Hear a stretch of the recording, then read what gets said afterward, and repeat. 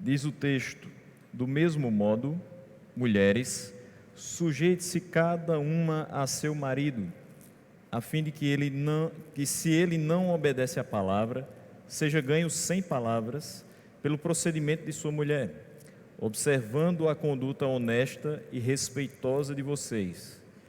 A beleza de vocês não deve estar nos enfeites exteriores, como cabelos trançados e joias de ouro ou roupas finas. Ao contrário, esteja no ser interior, que não perece, beleza demonstrada no espírito dócil e tranquilo, o que é de grande valor para Deus. Pois era assim que também costumavam adornar-se as santas mulheres do passado, que colocavam a sua esperança em Deus. Elas se sujeitavam cada uma a seu marido, como Sara, que obedecia a Abraão e o chamava Senhor. Dela vocês serão filhas, se praticarem o bem e não derem lugar ao medo. Do mesmo modo, vocês, maridos, sejam sábios no convívio com suas mulheres e tratem-nas com honra, como parte mais frágil e co-herdeiras do dom da graça da vida, de forma que não sejam interrompidas as suas orações. Vamos orar mais uma vez. Senhor Deus, nós queremos te agradecer por esta noite, pela oportunidade que temos de mais uma vez refletir na tua santa palavra. Senhor, te pedimos que o teu Santo Espírito nos guie durante toda essa exposição e nos coloque dentro do coração aquilo que necessitamos para a nossa prática diária. Assim nós te oramos no nome de Jesus. Amém. Meus irmãos, continuando as exposições que temos feito na primeira carta de Pedro, surge-me esse texto extremamente desafiador. E eu quero iniciar dizendo o seguinte para vocês. Hoje pela manhã eu fiquei muito contente quando a irmã Francimar aqui oferecia o seu culto em ação de graças por 41 anos de matrimônio. E como é possível que alguém que não tem esse tempo nem de idade possa agora falar a respeito de deveres conjugais? Veja como é difícil minha tarefa. Meus pais esse ano completam 37 de casados.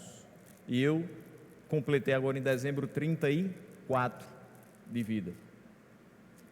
Dos pastores eu sou mais novo. Aprendo todos os dias com o que eles falam. E me sinto ainda muito imaturo em muita coisa da vida. Mas como é possível que alguém que tem 34 anos e vai fazer daqui a 2 meses apenas 8 de casado,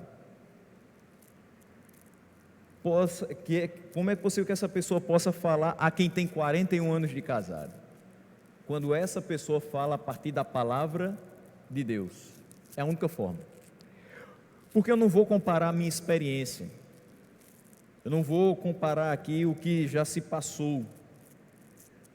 Mas também é fato que na pouca experiência de vida e no pouco tempo de matrimônio, muitas coisas desafiadoras já nos aconteceram. Às vezes refletindo e conversando entre si, nós percebemos que de 2014 para cá, todos os anos nos trouxeram algo muito complexo e não existe outra palavra, difícil de lidar. E se nós não tivéssemos passado por nada do que passamos, ainda assim, o tempo que já estamos juntos já diria algo sobre quem nós somos. Enquanto servos de Deus, enquanto pessoas que creem na palavra, a forma como nós nos relacionamos não somente dentro dos nossos lares com o nosso cônjuge, mas a forma como nós nos relacionamos com os nossos pais, com os nossos amigos, com as pessoas do nosso trabalho, dizem muito de nós. E é fato que Pedro começa a falar acerca da submissão, de sermos submissos, tocando num ponto que talvez a gente muitas vezes se empalha com isso. Muitas vezes a gente não consegue ser submisso às autoridades governamentais. Esse ponto já era extremamente desafiador quando eu falei semanas atrás, no mês de janeiro. Mas também Pedro continua a sua fala, trazendo outros pontos difíceis, quando toca na questão da escravidão, que hoje não existe mais, ou pelo menos achávamos que não existiria. Quem não lembra do fato ocorrido aqui em Campina Grande há 2 semanas? Uma mulher resgatada 39 anos depois de se tornar empregada doméstica de uma casa. E essa mulher simplesmente trabalhava em regime de escravidão, das 7 da manhã à meia-noite. E essa semana que passou, a sua antiga patroa veio a falecer de infarto. Me deixa muito triste quando algumas pessoas nas redes sociais dizem: já foi tarde, a conta chegou, bem feito, porque não é assim que nós devemos lidar com essas situações. A palavra nos diz que mesmo que os nossos senhores, trazendo para o nosso contexto, para a nossa época, mesmo que os nossos patrões não sejam os melhores do mundo, não sejam tementes a Ele, ainda assim nós devemos nos submeter, porque o que interessa na nossa conduta profissional não é se eles são bons para nós, mas sim se nós refletimos Cristo nessa conduta. E isso deve ser feito independente da forma como eles nos tratam. Isso também é extremamente difícil. E eu falava aqui também, já passei por momentos em que alguns dos meus patrões não foram aquela coisa toda. Veja que o tempo todo, quando Pedro vai falando com a gente, você tem aquela impressão: eu não faço isso 100%, eu não consigo cumprir tudo isso aqui que ele tem falado. Tem vezes que eu critico duramente as pessoas que governam minha cidade, meu estado, meu país. Tem vezes que eu, mesmo que em pensamento, desejo coisas ruins para o meu patrão. É tão difícil assim ser crente. Pedro me coloca numa situação, nos coloca numa situação em que a gente vê, eu estou a anos-luz do que eu deveria ser. Mas isso é bom. Isso é bom por quê? Porque a gente não se acomoda. Porque a gente começa a perceber que a gente, sem a ajuda do Espírito Santo, continua dando vazão às coisas do velho homem. Invariavelmente a gente começa a praticar coisas que praticava antes de conhecer ao Senhor, antes de ser atraído por Ele. E isso às vezes traz vergonha para o grande povo do Senhor, para a grande família de Deus. Então é necessário sim que a gente faça algumas reflexões, que a gente pense melhor como tem vivido e principalmente como a gente tem se submetido aos demais. Como bem falou hoje o pastor Jamerson, a Bíblia não te chama a sair da condição de cauda para ser cabeça. Todos nós temos pessoas superiores a nós. E mesmo o mais superior dos superiores na face da terra ainda precisa estar abaixo do Supremo, verdadeiro Supremo, que é Deus. Então não existe aquele que está, na linguagem popular, por cima da carne seca. Todos nós temos os nossos pés de barro, todos nós temos o nosso telhado de vidro e erramos em algumas coisas. Na questão da submissão também. Pedro começa esse texto dizendo do mesmo modo. Se ele fala do mesmo modo, ele está se referindo a algo que ele falou anteriormente. Ele precisa de um parâmetro para dizer que o que vem a seguir deve ser feito do mesmo modo que antes. Então, qual é o parâmetro? Vamos ver. Primeira coisa que ele falou do versículo 3 ao versículo 17 do capítulo 2 é: os crentes devem se submeter às autoridades do governo. Depois do versículo 18 ao versículo 25 ele diz: os escravos devem submeter-se a seus senhores. E a gente trouxe para a nossa realidade, espero não mais ouvir falar de pessoas que estão sendo colocadas em situação de escravidão, porque isso é extremamente vexatório no tempo que a gente vive, mas de fato que os funcionários sejam submissos aos seus superiores, aos seus patrões. Tudo isso, ele diz que os crentes devem se submeter por temor ao Senhor. Esse é o parâmetro. Tudo o que nós devemos fazer deve ser por temor ao Senhor. Os escravos se submetem aos seus senhores por temor ao Senhor. Os crentes se submetem às autoridades por temor ao Senhor. As mulheres devem se submeter a seus maridos por temor ao Senhor. Esse texto vai encontrar uma consonância com o texto de Paulo, quando ele diz: mulheres sejam submissas aos seus maridos como ao Senhor, nesse texto lá de Efésios. Isso é muito difícil de falar hoje, num tempo em que nós escutamos algo absurdo, que não existe, mas que tenta ser colocado no seio da igreja, algo totalmente incompatível, chamado cristãs feministas. Mulheres que acham que não deveriam estar ao lado de seus maridos, mas acima deles. Mulheres que não acham que deveriam ter espaço na sociedade, mas deveriam dominar os espaços da sociedade. E não é assim que as coisas foram orquestradas, arquitetadas no plano eterno de Deus. Com isso eu não estou querendo dizer que uma mulher não possa ser diretora de uma empresa.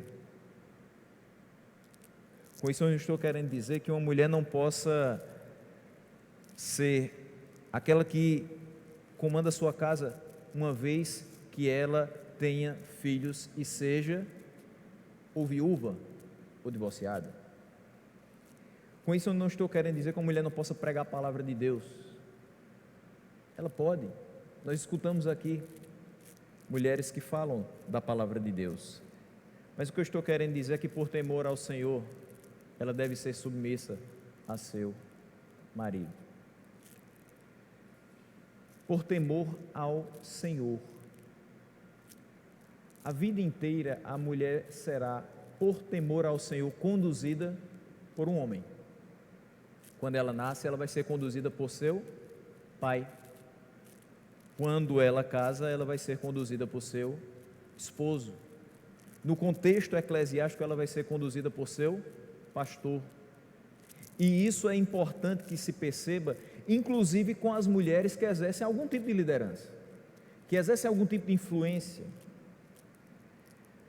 A mulher, ela pode, e eu sou mais até incisivo nessa questão, ela deve ser uma pregadora da palavra de Deus, mas sob a orientação daquele que o dirige, daquele que preside a igreja. Não há problema.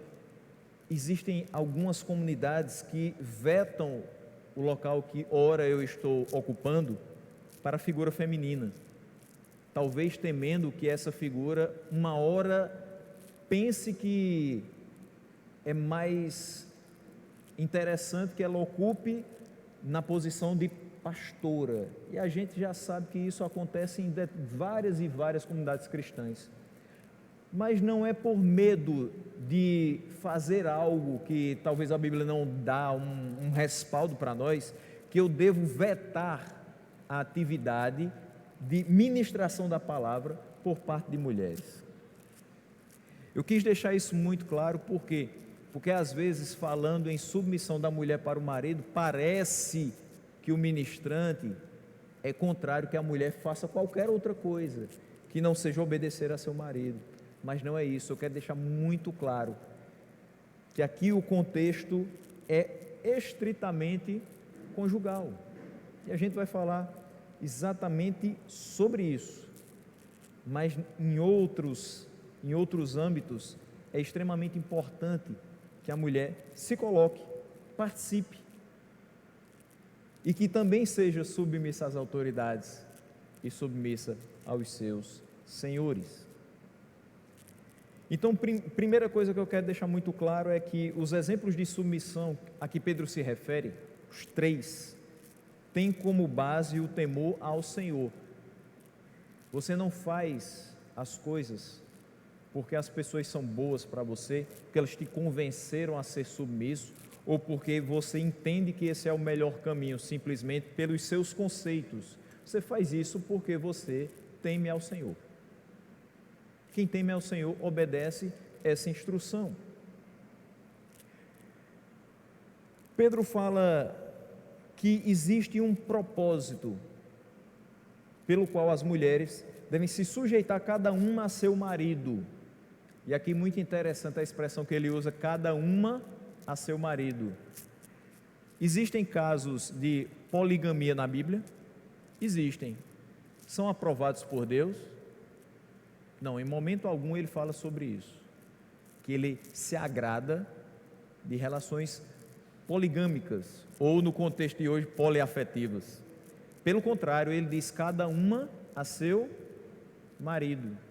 A relação que Deus estabelece conjugal, ela é monogâmica e heteronormativa entre homem e mulher.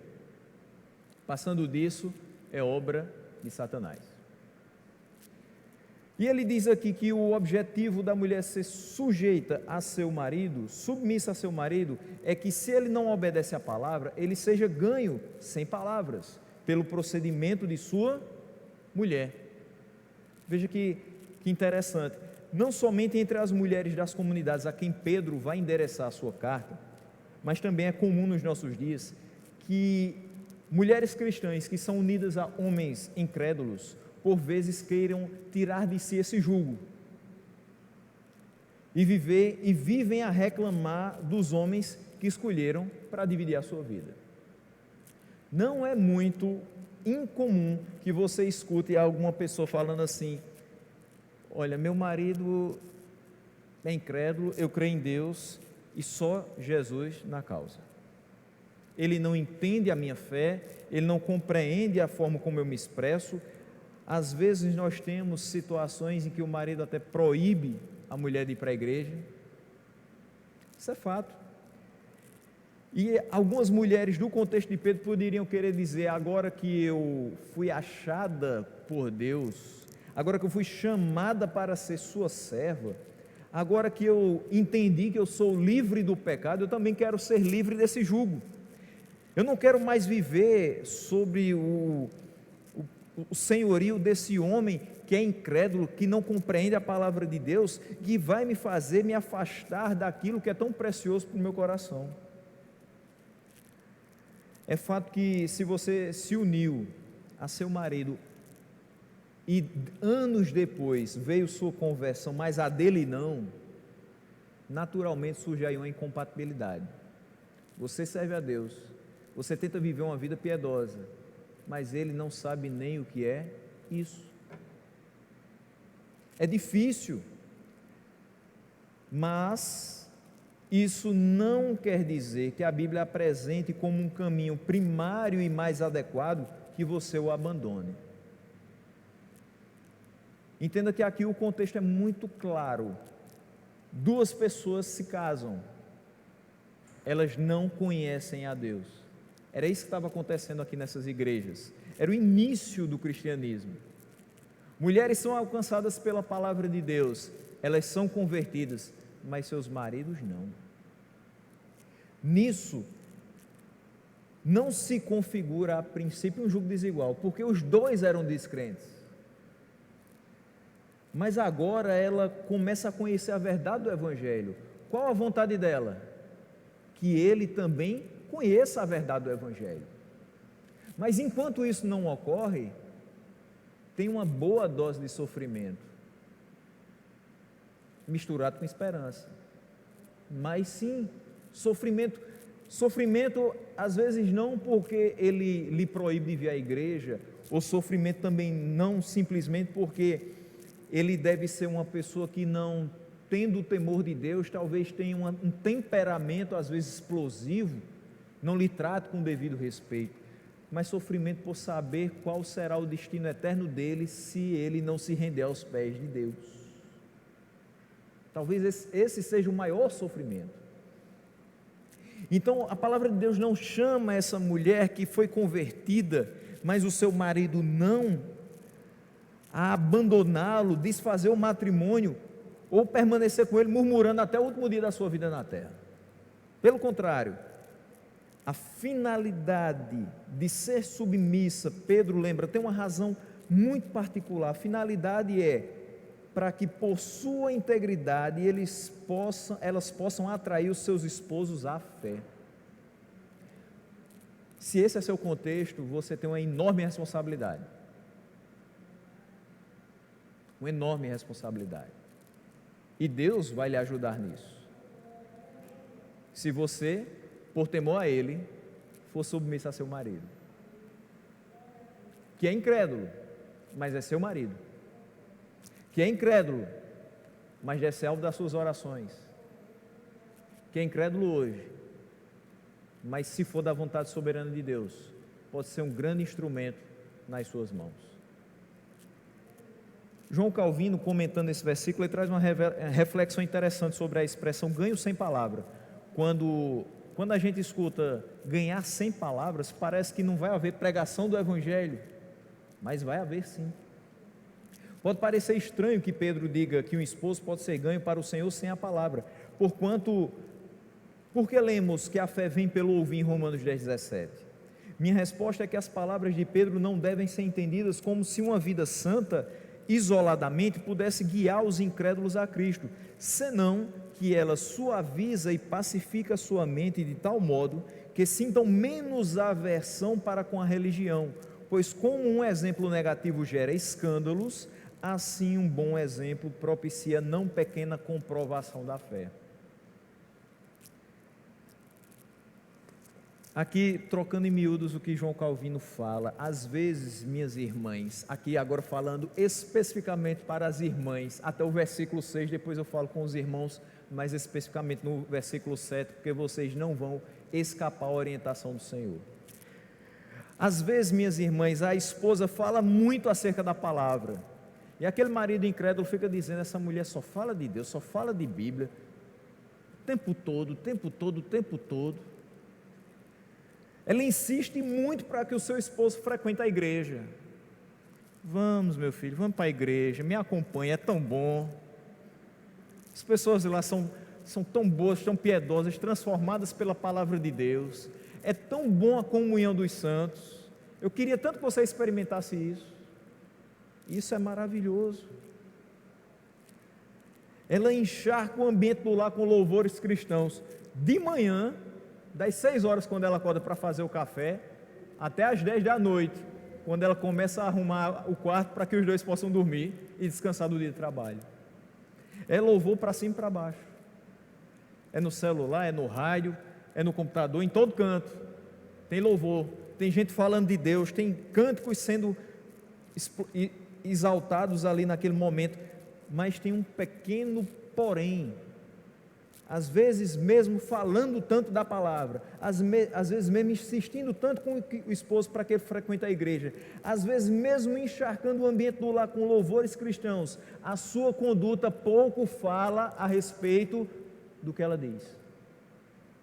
A sua conduta não é condizente com o testemunho de uma mulher sábia. Ela fala da Bíblia, ela canta louvores que são bíblicos, ela insiste para que o seu marido leia a Bíblia, mas a sua vida não mostra quase nada de Bíblia para ele.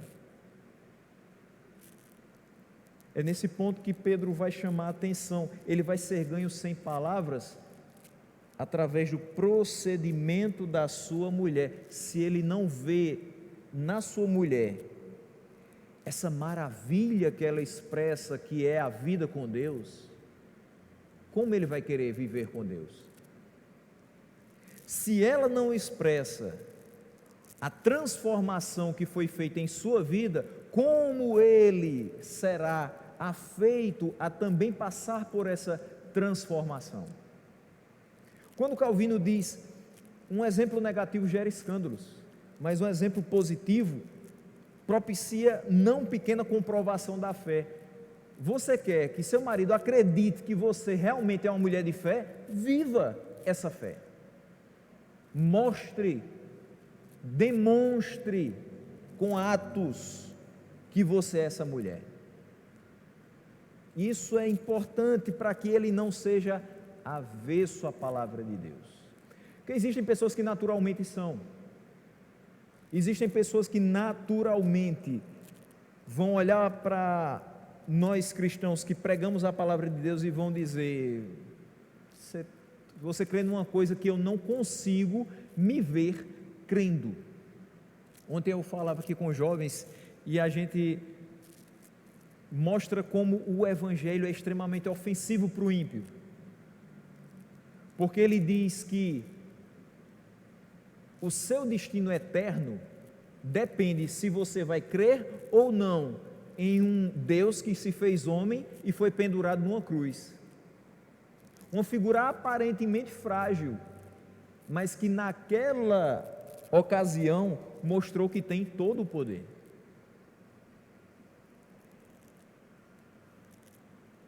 Então veja que é difícil alguém perceber a fé sozinho.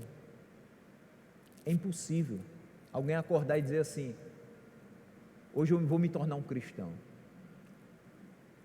Mas se ele tem um exemplo de cristão dentro de casa, certamente ele vai se tornar um pouco mais aberto a experimentar um pouco disso.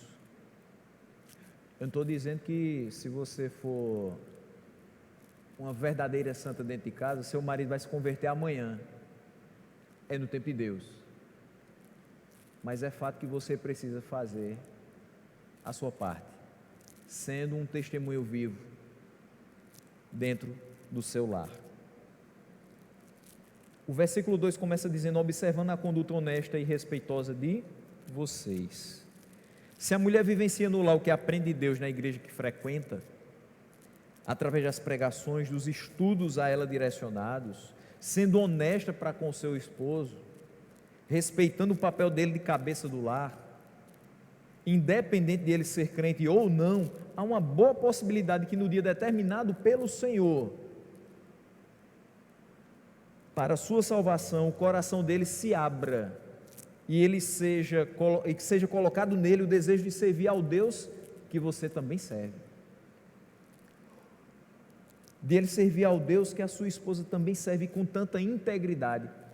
Ele vai olhar para a esposa e vai dizer assim: de fato ela é diferente. Ela não é como as mulheres que eu conheci na minha vida. Se Deus, de quem tanto ela fala, faz com que ela seja uma pessoa agradável mesmo quando eu não sou, faz com que ela seja submissa a mim e me dê a prioridade dentro de casa, como cabeça do lar, mesmo que eu não a trate com o devido respeito. Que mulher é essa que me honra quando eu não a trato com honra? Uma hora isso vai fazer um grande barulho na cabeça dele. E eu espero que esse seja um barulho santo que faça com que ele caia em si e de fato ouça a palavra do Senhor e venha a servir ao Deus de sua esposa. O versículo 3 diz: a beleza de vocês não deve estar nos enfeites exteriores. O que mais deve chamar a atenção de um homem na sua esposa é a beleza que ela mostra no seu interior, porque essa é duradoura.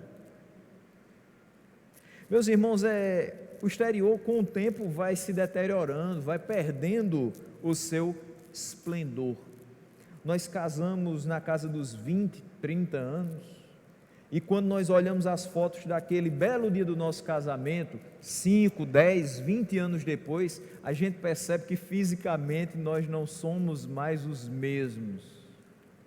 E quanto mais o tempo passa, menos parecidos com aquele dia nós estamos. Uns dizem, são como o vinho que vai melhorando conforme o tempo passa. Outros parece que não foram agraciados tanto quanto os demais.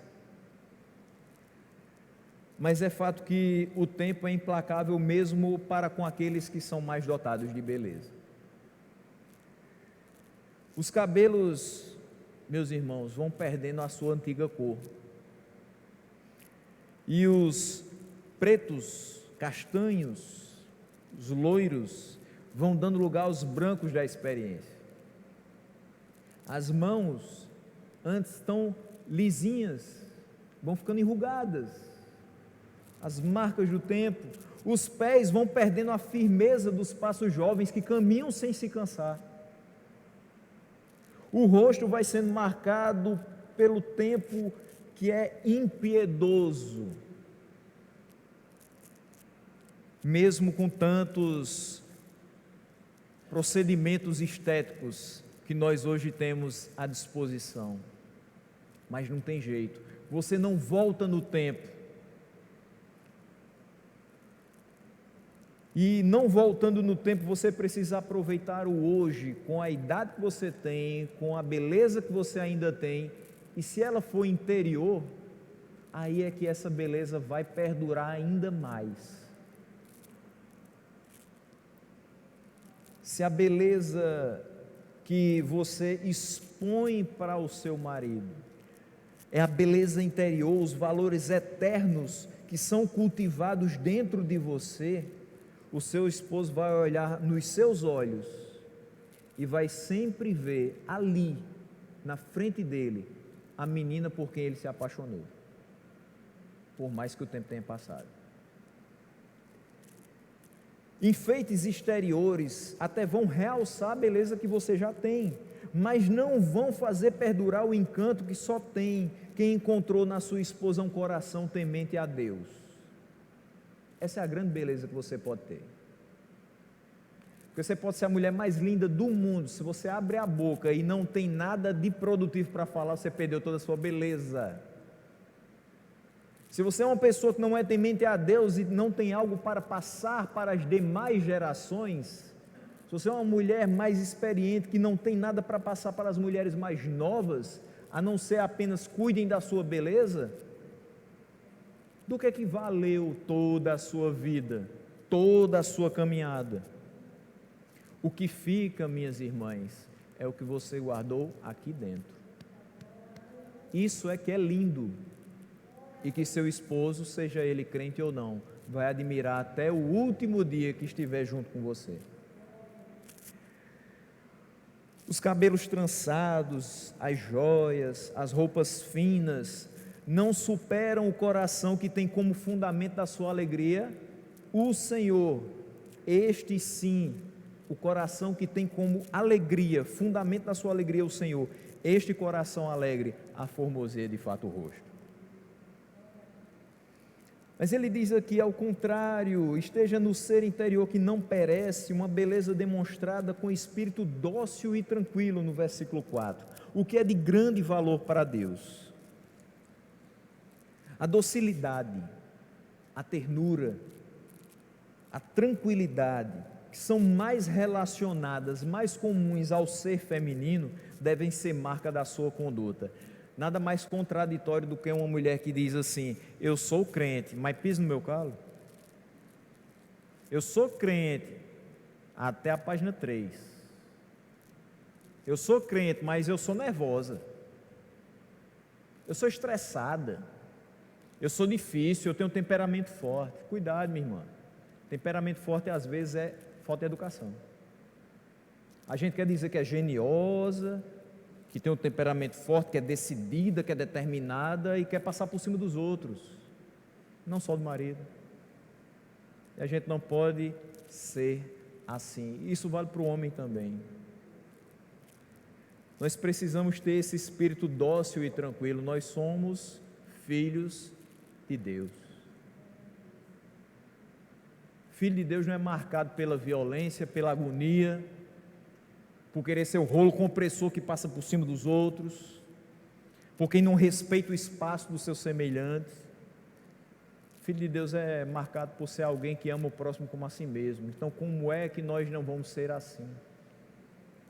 Então, a fala sem aspereza, os posicionamentos conciliadores no lar, a vontade de caminhar harmoniosamente ao lado do seu marido, é ao lado, e não querer ser superior a ele ou subjugá-lo, isso é de grande valor para Deus.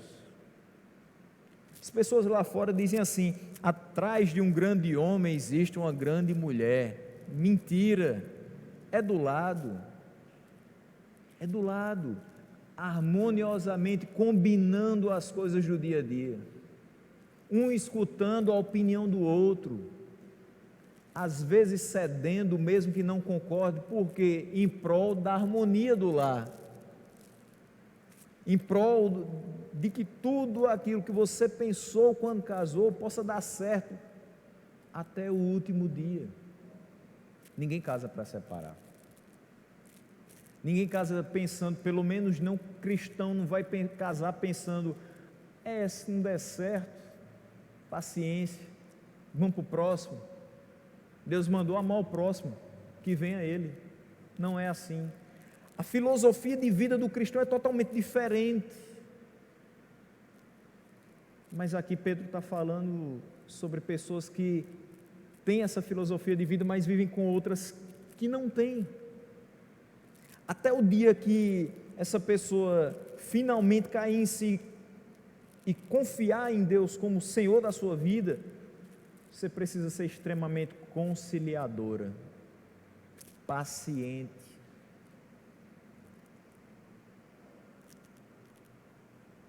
Foi assim que Deus formou cada um de nós. O projeto dele para nós só funciona dentro desses parâmetros. E isso não pode mudar. O versículo 5 mostra isso. Ele diz assim: pois era assim que também costumavam adornar-se as santas mulheres do passado, que colocavam a sua esperança em Deus. Nós vivemos numa era de muitas quebras de paradigmas, de muitas mudanças de conceitos, pessoas que destroem, desconstroem o que chamam de estereótipos e decidem ser o que o seu enganoso coração deseja para elas. Minhas irmãs, são muitos os contextos familiares. Eu não vou, nem que eu passasse aqui 2 horas, a gente não esgotaria eles. Mas o que realmente interessa nesse texto é o seguinte: o que Deus fez é perfeito e a gente não pode mudar. A gente não casa querendo um casamento feliz, a gente não casa pensando em ter uma vida boa ao lado da pessoa que Deus nos deu. Então por que a gente não segue o que Ele fala? Por que a gente briga tanto com os conceitos bíblicos, tentando se apropriar dos mundanos e adaptá-los para a nossa vida? Por que a gente simplesmente não lê a palavra de Deus, bota isso em prática e vive o que Ele tem para nós, que é o melhor? Por que a gente fica se debatendo em tantos conceitos que são totalmente fora dessa palavra e continua quebrando a harmonia do nosso lar? Não existe quebra de paradigma quando nós falamos de palavra de Deus. Ela é única e ela é eterna. Passa tudo nesse mundo, os céus e a terra, mas essa palavra não passa. E a validade dela também. Tudo que está aqui é válido, tudo que está aqui é verdadeiro, tudo que está aqui deve ser seguido à risca, para que a gente possa ter uma vida de verdade. O projeto de Deus para nós não mudou, não mudou. Se Ele utilizou-se do apóstolo Pedro para falar todas essas questões para nós, é porque é assim que nós devemos viver. Assim como as santas mulheres do passado, minhas irmãs, confiem e esperem em Deus e não na sua aparência para que o seu casamento seja bem sucedido. E aqui eu abro um pequeno parênteses. Mas não se aproveitem disso para também não se cuidarem. Fechem as brechas. O nosso inimigo Número 2, porque o primeiro é o nosso próprio coração, a nossa própria natureza pecaminosa, mas o inimigo das nossas almas tende a mexer com as nossas estruturas também na questão da aparência. E isso é vice-versa. Homem, continue fazendo sua barba. Não é porque você casou, sua esposa está dentro de casa, você está garantido, não. Ah, vou fazer mais nada, não vou me cuidar mais não, porque eu já casei. Aí você vê a esposa bem cuidada, andando com um trapo humano. Porque ele não se cuida, ele não tem motivação. Ela também não vai ter motivação de andar com ele. Se cuide, porque se ela é a joia que Deus lhe deu, você deve ser a joia que Deus deu a ela. Então, da mesma forma que ela se adorna, se enfeita, se prepara para sair com você, faça o mesmo. Vão sair dois lindos do Senhor. E se vier para cá, melhor ainda. Para confraternizar com os demais que foram feitos à imagem e semelhança do Senhor. Então, mas não confie na sua aparência simplesmente. Meu marido nunca vai me deixar. Por quê? Porque eu sou bonita. Então, um dia ou outro, ele vai comigo para a igreja, nem que seja para mostrar para os outros homens: olha a mulher bonita que eu tenho.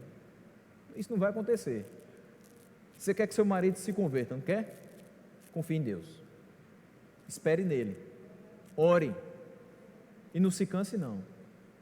Ore incessantemente por ele. Em vez de murmurar por quem seu marido é, ore por ele. Não peça para que os outros orem, porque você já se cansou de orar por ele. Não tem essa fase que às vezes a pessoa já está tanto tempo querendo algo de Deus, aí diz assim: eu já cansei de orar, eu vou pedir para os outros. E aí em todo canto que acha um cristão diz assim: você ora por mim? Você ora por mim? Você ora pelo meu marido? Você ora pela minha esposa? Você ora. E você? Está orando? É você que quer. Eu vou orar, porque a oração intercessória é algo que eu devo fazer, e é algo que também me ajuda na minha vida cristã. Mas o grande interessado e a grande interessada é você. Ore pelo seu marido, mas ore com fé, em nada duvidando. Ore de fato, porque o Deus que te alcançou também pode alcançá-lo, se for da vontade dele. Isso pode demorar décadas, mas bendito será o dia em que isso acontecer.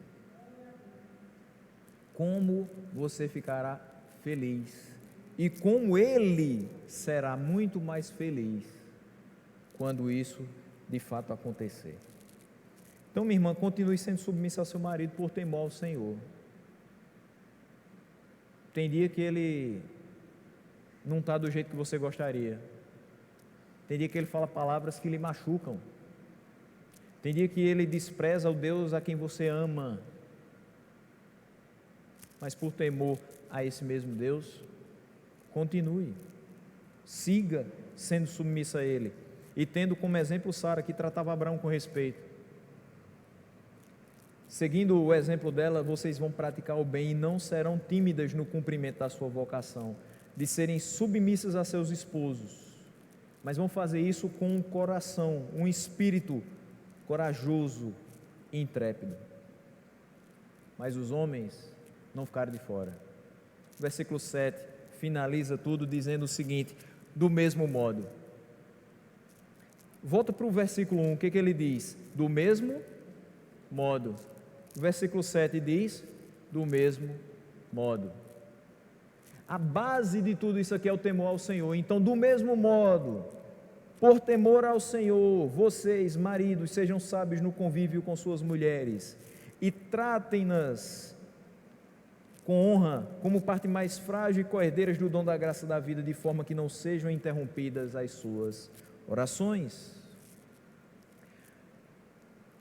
Nós precisamos, meus irmãos, ser sábios no convívio com as nossas esposas. Você se casou com uma pessoa que obviamente não é igual a você. Se você tivesse um irmão gêmeo, ainda assim essa pessoa não seria igual a você. Como é que sua esposa seria? É óbvio que não.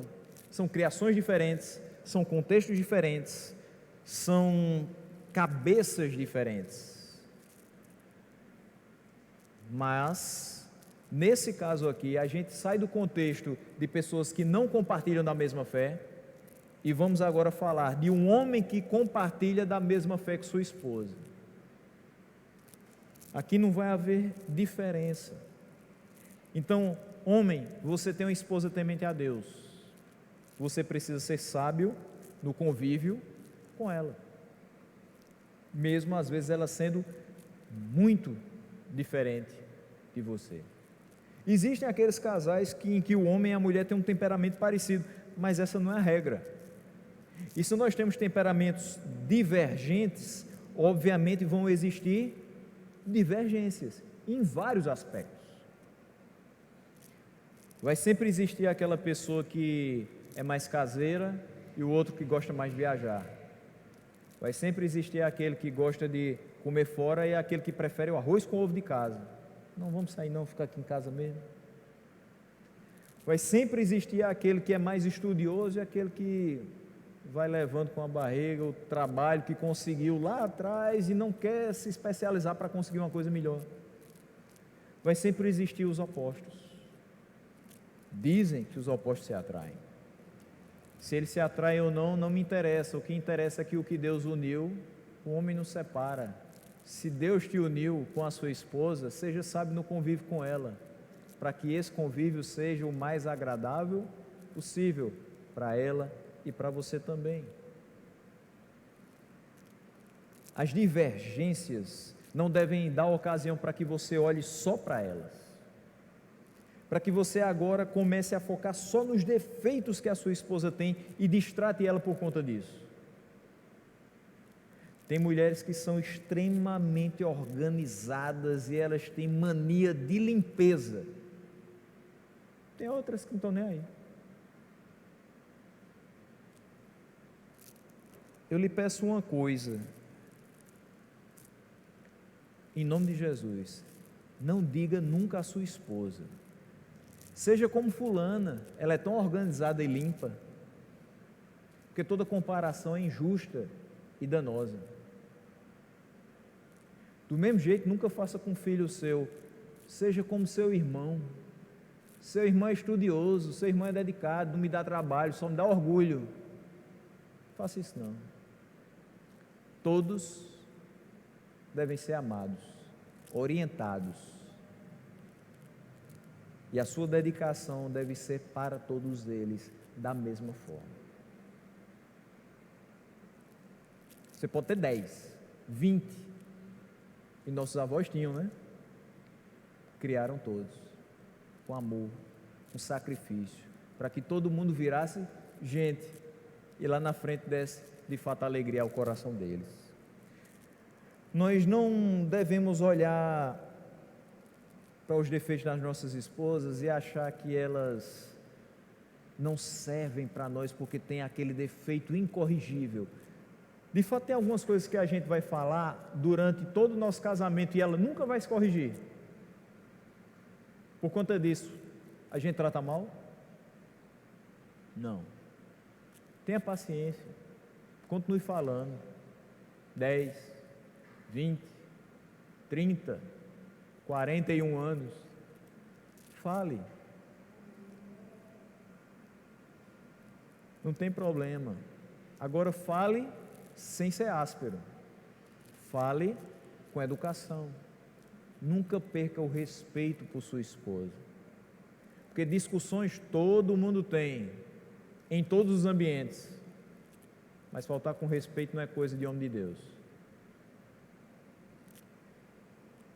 Valorize os acertos que ela tem, ao invés de só olhar o que ela faz de errado, na sua visão, porque às vezes é errado na sua visão, para ela está tudo bem. Mas olhe os acertos que ela tem, olhe as virtudes que ela tem, trate ela com amabilidade.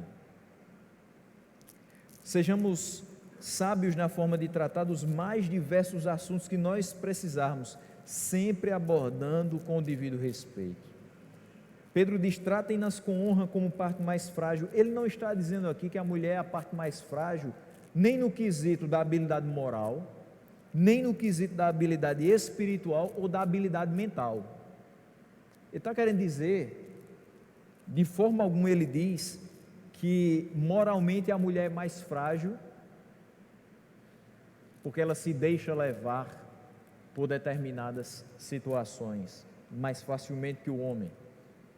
Ele também não diz que espiritualmente ela é mais frágil, porque ela é submissa a seu marido como ao Senhor,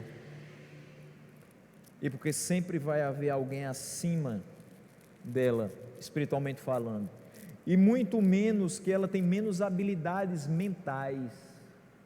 Eu conheço muita mulher mais inteligente do que o homem com quem convive, mas nem por isso ela desfaz de quem ele é, e nem por isso ele também deve se encostar nela para que ela faça tudo e ele nada. Aqui ele está apenas falando de uma disparidade física que é fato que nós temos. Você olha para mim e olha para a Angélica.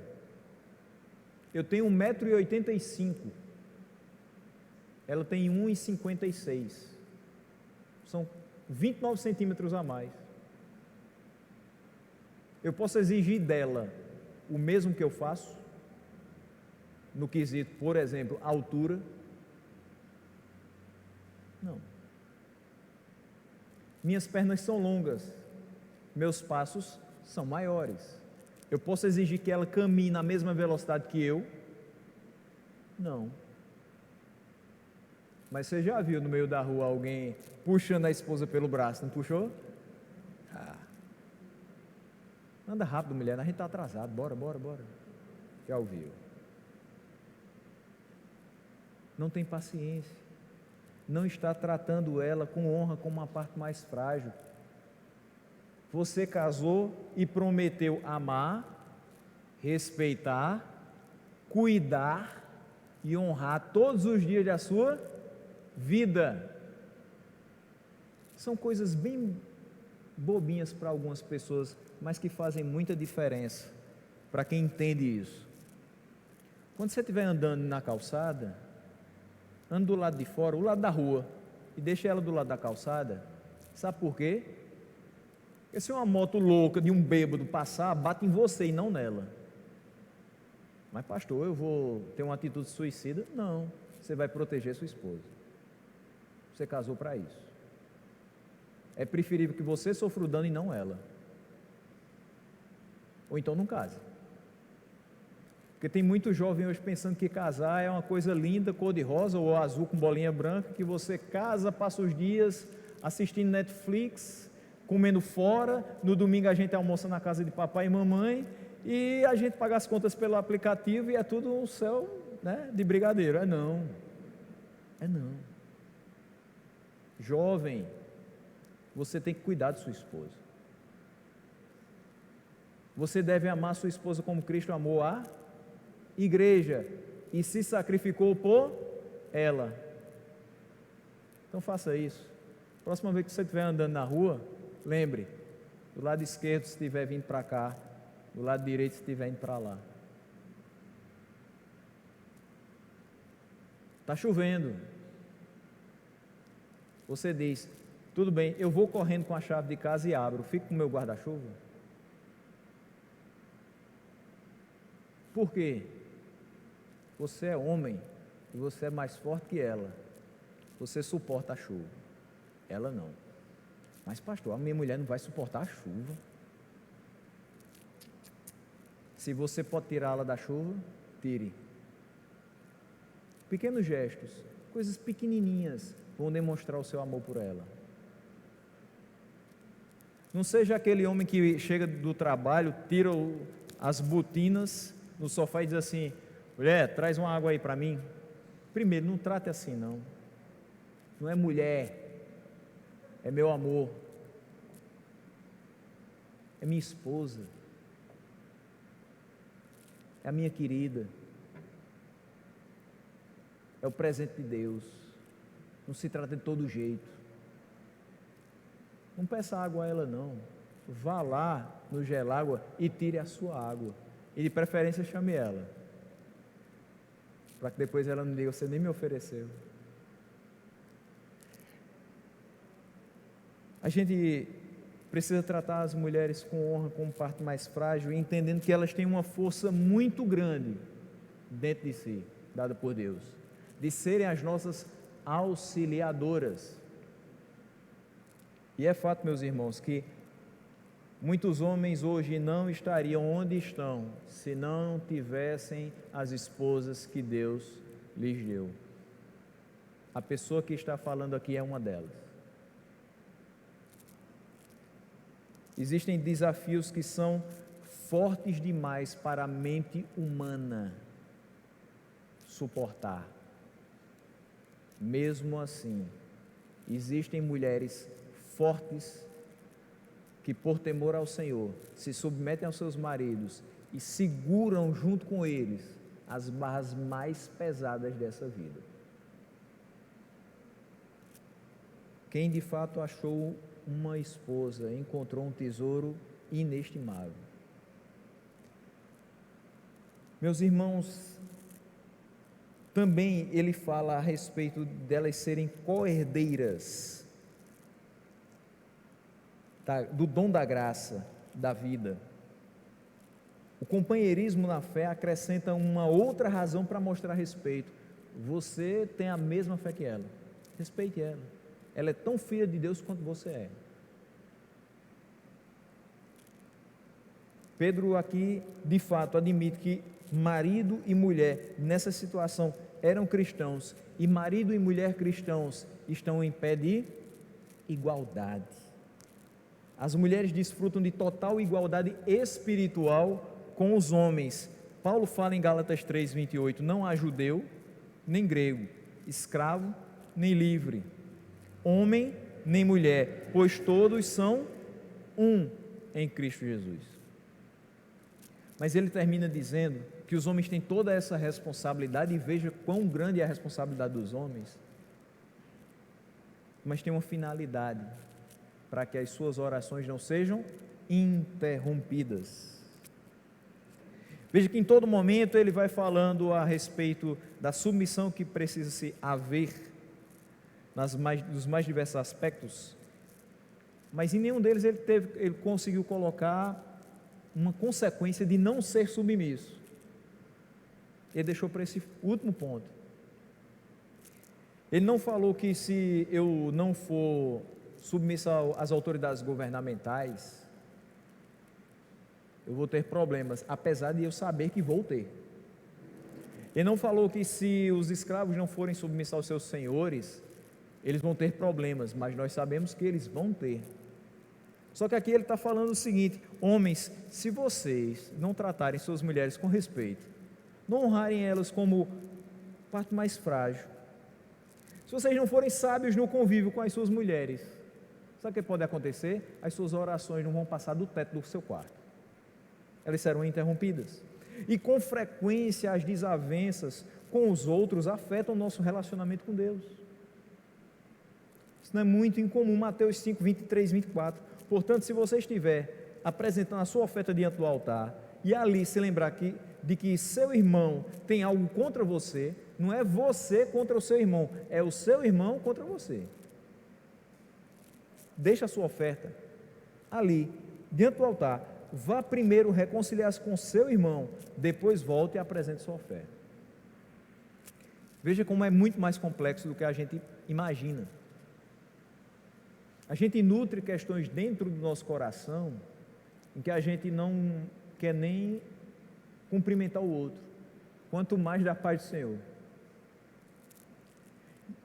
E Mateus aqui fala: olha, se você se lembra que o seu irmão tem algo contra você, sabe o que isso aqui representa? No que depender de vós, tende paz com todos os homens. Se você sabe que alguém tem algo contra você, você pode não ter feito nada para ela, mas vá até ela, converse com ela, tente entrar em acordo com ela. Por quê? Porque senão sua oferta não vai valer nada. É isso que o texto está dizendo. Você precisa se reconciliar com ele primeiro e depois você volta e apresenta a sua oferta. Em particular, a falha em observar a vontade de Deus para os relacionamentos conjugais pode romper o relacionamento espiritual de um cristão de Deus. Ah, pastor, mas eu quando acordo de manhã, eu passo 1 hora orando antes de ir para o trabalho. Todas as semanas eu tiro um dia para fazer jejum. Nos últimos 4 anos eu li a Bíblia de capa a capa 15 vezes. Todos os meus filhos participam do nosso culto doméstico. Eu quero lhe dizer uma coisa, com base exatamente nesse texto. Você pode ser tudo isso, você pode fazer tudo isso e até muito mais. Mas você não é nada espiritual se você trata a sua esposa com desrespeito. Você não passa de uma pessoa que precisa se converter. Para aprender que um homem de Deus deve ser sábio no convívio com a sua esposa. Deve tratá-la com honra, com respeito. Porque ela tem a mesma graça sendo derramada sobre a vida dela que você tem. Aquela hora de oração que você passa, se você não está em comunhão com sua esposa, foi uma hora totalmente perdida. E quantas são as orações que de fato estão sendo jogadas ao vento por pessoas que não compreenderam essa palavra e continuam sendo rudes com suas esposas. Meus irmãos, nós não podemos deixar que isso aconteça. A nossa geração já é marcada por tantas questões que não pode levar mais essa como problema, como marca. A gente precisa, de fato, voltar a essa palavra. Voltar os nossos olhos, o nosso coração e transformar tudo isso aqui em prática diária. Que nós tenhamos comunhão com nossas esposas. Que vocês, mulheres, tenham comunhão com seus esposos. Que nós, enquanto casais, enquanto famílias, tenhamos comunhão com Deus. Que desfrutemos de um lar onde a paz reina, onde as nossas orações são respondidas e onde Jesus Cristo é o Senhor de cada vida que ali habita. Que Ele nos abençoe, no nome de Jesus.